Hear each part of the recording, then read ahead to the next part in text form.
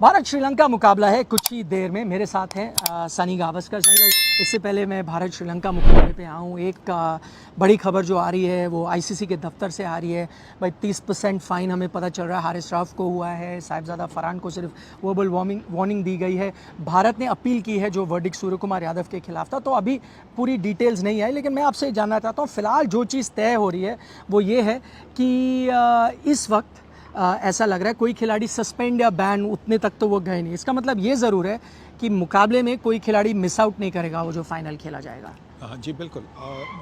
लगता है कि जो टीमें हैं मतलब पूरी तरह से पूरे 14 या 15 जो आपका स्क्वाड है पूरा अवेलेबल होगा, बारिंग इंजरी आजकल में जो अगर कोई इंजरी होगी तो।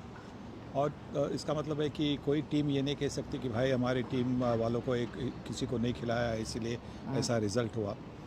तो ये एक अच्छी बात है, पर फिर भी मैं समझता हूँ कि जो क्रिकेट में हमने देखा पिछले रविवार को वो होना नहीं चाहिए वैसा। ये क्रिकेट के मैदान पे आप की जो बातें होनी चाहिए वो सिर्फ बल्ले से और गेंद से होनी चाहिए।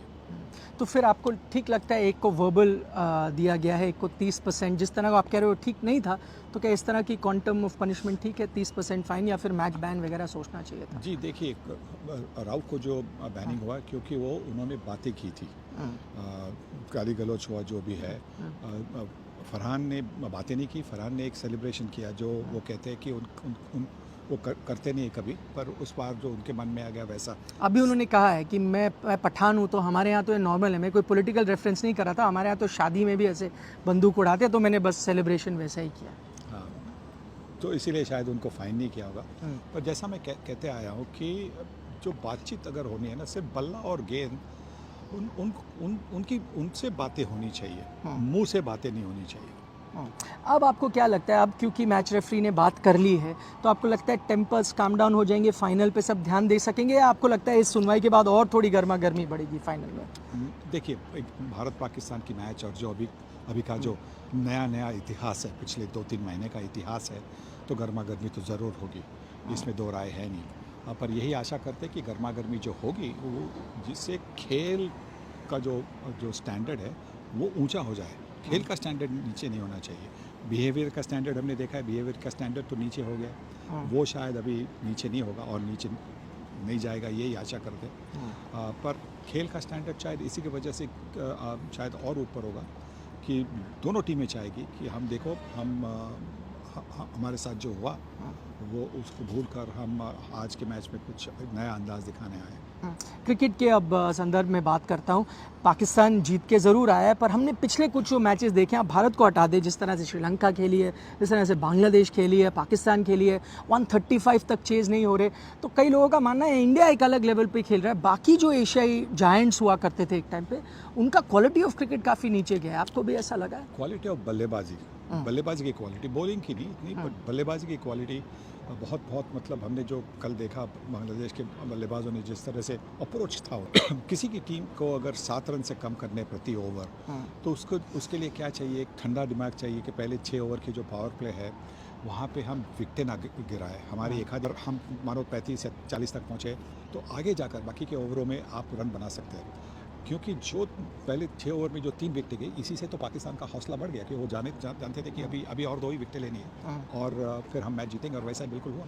तो बल्लेबाजी का जो स्टैंडर्ड है भारत के अलावा, वो ज़रूर मुझे लगता है कि थोड़ा सा नीचे हो गया, क्योंकि आज जो T20 का खेल वैसा ही है। मैं मानता हूँ कि छक्के का खेल है, पर यहाँ पे भी आप बिंदी गेंदे अगर नहीं करेंगे, एक आधा रन करेंगे, 2 रन ले लेंगे, वो भी चल सकता है। हर गेंद को छक्का मारने की ज़रूरत है ही नहीं। और छक्के मारने के प्रयास में हम जो बैटिंग देख रहे हैं, क्रॉस बैटेड एग्रीकल्चरल बैटिंग देख रहे हैं, कोई सुंदरता नहीं। देखिए, अभिषेक शर्मा, शुभमन गिल बल्लेबाजी करते तो सुंदरता है, और उनकी बैटिंग बड़ी मोहक है क्योंकि वो बड़े मतलब क्रिकेटिंग शॉट खेलते हैं। बाकी के लोगों के तो देखते ना बिल्कुल जैसे कि कोई मैं ये नहीं डिसरिस्पेक्ट नहीं दिखाना चाहता हूँ एग्रीकल्चर जब मैं बात करता हूँ, क्योंकि एग्रीकल्चरल शॉट ये पुराना टर्म है। तो I don't mean any disrespect to those who are in agriculture. पर वैसे शॉट में क्या मज़ा आता है, कुछ नहीं, किसी को भी अच्छा नहीं लगता। बॉलर को तो अच्छा नहीं लगता अगर कनेक्ट हो गया, वैसे तो अच्छा लगता है क्योंकि उनको विकेटें मिल रही है।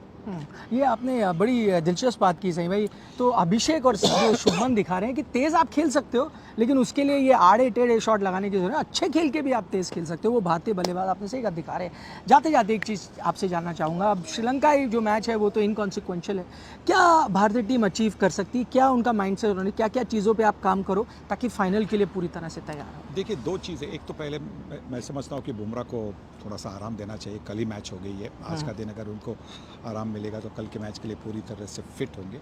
हार्दिक पांड्या ने भी पूरी सारे मैचेस के लिए उन्होंने अच्छी बल्लेबाजी की है, बॉलिंग का भी रिदम उनका अच्छा है, तो शायद उनको भी अगर आराम दे तो हर्षित और अर्शदीप दोनों खेल सकते हैं, उनको भी मौका मिलेगा श्रीलंका के खिलाफ अपनी काबिलियत दिखाने के लिए। और बल्लेबाजी में मैं यह चाहूँगा कि जिस तरह से हमारे बल्लेबाज जो नंबर 10 और 15 ओवर के बीच में कभी कभी थोड़े से लटक रहे वैसा अगर फंस रहे हैं। हाँ। लटक तो मतलब मुंबई का टर्म है, मुंबई क्रिकेट का, लटक चंद लिमजी वगैरह हम जो बोलते हैं, अगर कोई बल्लेबाज कर रहा है, या तो हम ढूंढो रे साजना बोलते हैं या लटक चंद लिमजी बोलते हैं। अच्छा, इसी से सॉरी मैं आपके पास वापस आऊँगा, आप वो क्लैरिफाई भी कर दें। वो पोपटवाड़ी बड़ा वायरल हुआ, मैंने कई पाकिस्तान में देखा, लोगों को लगा डिसरिस्पेक्टफुल है। मैं बताना चाहूँगा जितना मुझे मुंबई का पता है, वो कोई गाली या उस तरह की कोई चीज़ नहीं। पोपटवाड़ी का मतलब आप करेक्ट करें, मतलब ये कोई गली की टीम है, वैसी टीम है ना? बिल्कुल, पोपटवाड़ी गली है, पोपटवाड़ी एक गली है, और कालबा देवी में, मुंबई में, और उसी की मतलब उसी की वजह से शायद दिलीप सरदेसाई ने ये टर्म कॉइन की थी। सो कि गली की टीम है वैसा। और देखिए, अगर आप 2 मैचेस देखेंगे भारत के खिलाफ, जिस तरह से पाकिस्तान का प्रदर्शन हुआ, तो वहाँ पे ऐसा नहीं लग रहा था कि वो बड़े अच्छी इंटरनेशनल टीम है।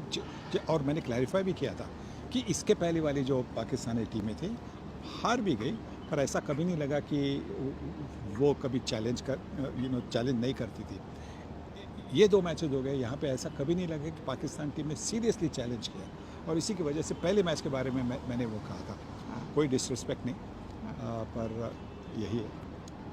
चलिए सही भाई, बहुत बहुत शुक्रिया बात करने के लिए। आप लोगों को अगली बार मैं पोपटवाड़ी का जो बोर्ड है वो भी दिखाऊंगा।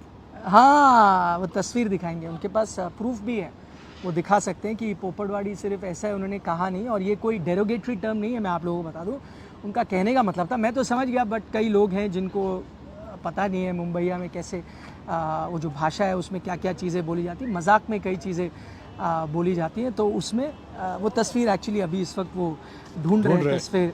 अगर वो तस्वीर मिल गई तो हम आपको एक सेकंड। हाँ, बिल्कुल। कालबा देवी जो एक इलाका है मुंबई का, वहाँ पे एक गली है, हाँ, पोपटवाड़ी, और उनका ये कहने का मतलब था, ये तो गली की टीम की तरह आप खेल रहे हो यार, आप इससे अच्छा खेल सकते हो। और मुझे तो लगता है एक तरह से इन्होंने तारीफ ही की पाकिस्तान के लिए, कि पहले की टीम वो होती थी जिनको, हनीफ मोहम्मद की टीम, जिनके लिए पैदल चल के जाते थे। हाँ सही बात। और थोड़ा आगे लेके आइए, ये देखिए पोपटवाड़ी लिखा हुआ है, प्रूफ। थैंक यू सही भाई, thank you for putting the clarification. आप स्पोर्ट्स तक को सब्सक्राइब कर लीजिए सही भाई, आते रहेंगे लगातार लाइव। भारत पाकिस्तान संडे को मैच है, उसके लिए हमारे साथ जुड़े रहेंगे। सारी जो चीज़ें हैं, खबर है, कॉम्बिनेशन, सब आपके लिए हम यहाँ पर पेश करेंगे। फिलहाल इजाज़त दीजिए, बाय बाय।